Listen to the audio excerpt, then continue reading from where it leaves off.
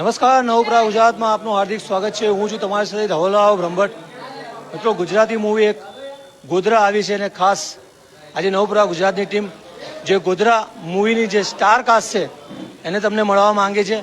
ખાસ 19 તારીખે આ મૂવી ગુજરાતના થિયેટરોમાં આવી ચૂકી છે અને ખાસ આ સ્ટાર કાસ્ટ જે છે એ આજે એક મંદિરમાં આવી છે અને ખાસ આપણે એમની સાથે વાતચીત કરવાનું છે. ગોધરા મૂવીના લેખક છે અને એમની સ્ટાર કાસ્ટ જે ટીમ જે છે એમને આપણે રૂબરૂ કરવા માટે આવ્યા છે. ખાસ કરીને અહીંયા ઉપસ્થિત છે જે લેખક જે છે એ લેખક સાથે આપણે વાતચીત કરીશું. સર, પહેલા તમારો પરિચય અને આ મૂવી બનાવવાનો તમારો હેતુ શું છે?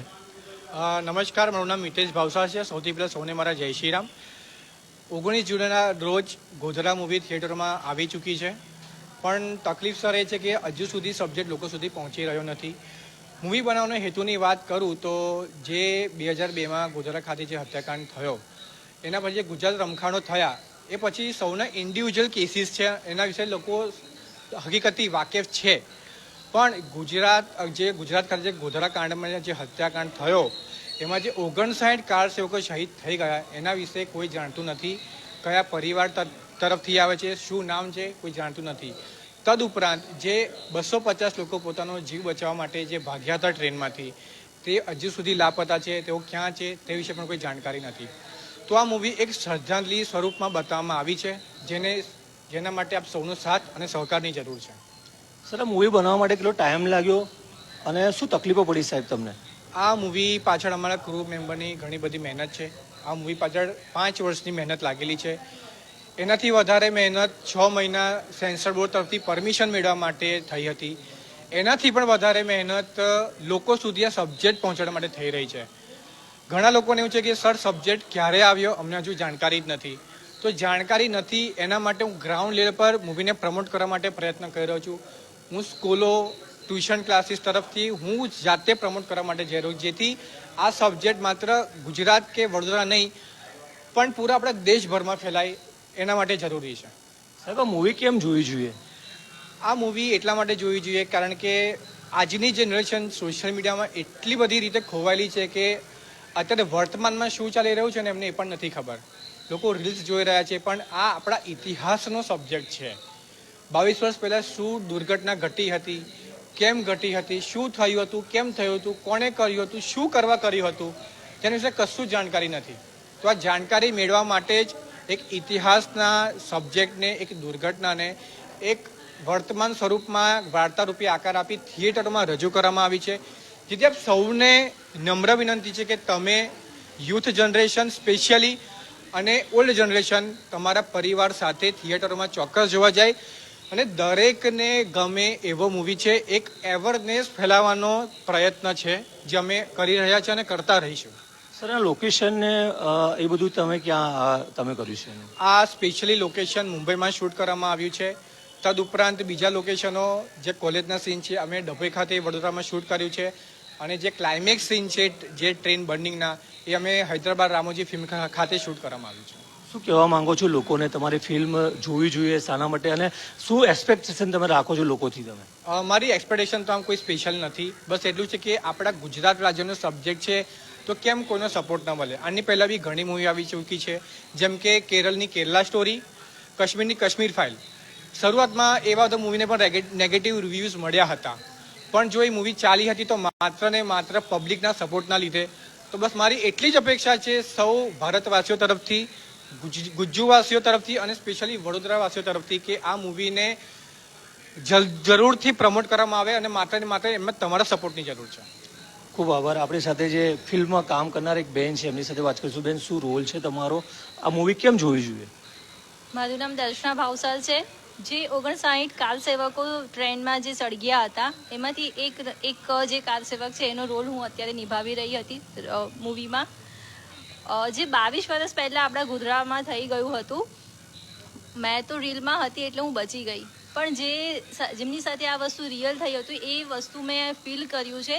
એટલે આ મૂવી નથી, એક ઇમોશન્સ છે, ફિલિંગ્સ છે જે અમે અમારા મૂવી દ્વારા ગુજરાતની જનતા, વડોદરાની જનતા અને ઇન્ડિયા લેવલ સુધી આ મૂવી રિલીઝ થયું છે. તો આ બસ તમારે આપણું જે મૂવી છે આપણી જનતાને પહોંચે એના માટે હું તમારો વિનંતી કરું છું કે આ વસ્તુ બધા ઘર ઘર સુધી પહોંચે. જે ઇમોશન્સ બતાવવામાં આવ્યા છે એમાંથી એક નાનકડો રોલ મારો છે, તો પ્લીઝ તમે જોવો અને આગળ આપણી જનરેશન છે એ પણ આપણા ઇતિહાસ માટે જાગૃત થાય એની માટે છે. Sir, thank you. પેલા જે ઘટના બની એ તો ખૂબ જ કરુણ છે. તમે એક સ્ત્રી છો અને આમાં તમે પાત્ર કરી રહ્યા છો, કેટલી તકલીફ થઈ તમને? એવું સમજો કે આમાં હું જ નહીં, જે કંઈ પણ રોલ બધાએ કર્યા છે બધા જ ઇમોશન્સ અમને આપવામાં નથી આવે કે અમે એક્ટિંગ નથી કરી. જે કંઈ પણ આગ હતી એ રિયલ હતી. એ હું મારા ફેમિલી સાથે, હું મારા બાળકો સાથે ટ્રેનમાં બેઠી, અયોધ્યાનું યજ્ઞ પૂર્ણ કરીને મેં બેઠા. હું એકલી રહી જાઉં છું અને મારા હસબન્ડ ને મારા બાળકો બહાર જતા રહે છે ટ્રેનની બહાર, એ લોકો બચી જાય છે. મારું બાળક જે નાનું, જે સાથે 10 વર્ષનો બાળક હતો, એ તો હજી સુધી લાપતા છે. અને હું એકલી મારી ઢીંગલીને મારા હસબન્ડને જોઉં છું કે એ લોકો બહાર છે અને હું એમની સામે, મારી આંખ સામે મારી 8 વર્ષની ઢીંગલી. એટલે આ વસ્તુ એકદમ ઇમોશન્સ હતી અને અમે સીન પત્યા પછી પણ અમે 15-20 સુધી એ વસ્તુ ફીલ કરીને રડ્યા છે કે અમે બચી ગયા. પણ એ વખતે એ લોકો પર શું વીતી હશે જે લોકો નથી બચી શક્યા અને આજે પણ એમની ફેમિલી એમના વગર જીવી રહી છે. તો બસ એટલી જ વિનંતી કરું છું કે અમારો આ નાનકડો પ્રયાસ છે જે મૂવી દ્વારા અમે પ્રેઝન્ટ કર્યો છે, તો પ્લીઝ તમે જુઓ. જનતાથી શું અપેક્ષા રાખો છો તમે? જનતા સુધી એ જ અપેક્ષા રાખીશ કે બસ જેવી રીતે માઉથ પબ્લિસિટી મળી રહી છે અત્યારે ગોધરા મૂવીને, તો તમે પણ જુઓ અને આપણી આગળની જનરેશનને જેને ખબર જ નથી ગોધરાકાંડ વિશે, તો એમને પણ આની માહિતી મળે અને એ લોકો પણ જાગૃત થાય કે આ રીતના એ વખતે આપણા મમ્મી પપ્પાએ, આપણા દાદા દાદીએ આ વસ્તુ ફીલ કરી હશે.